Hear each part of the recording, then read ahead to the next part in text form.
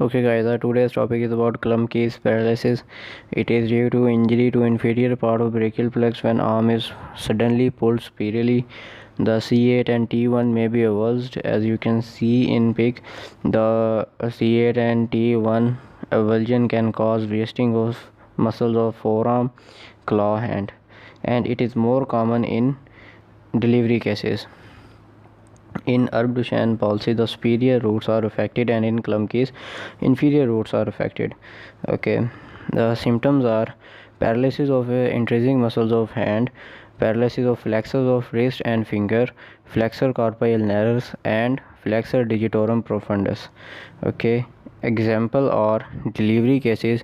The brief example of it is baby's upper limb pulled excessively during delivery. So that's all. That was our today's lecture. I hope you have enjoyed it, and stay tuned with us for further lectures. Thank you.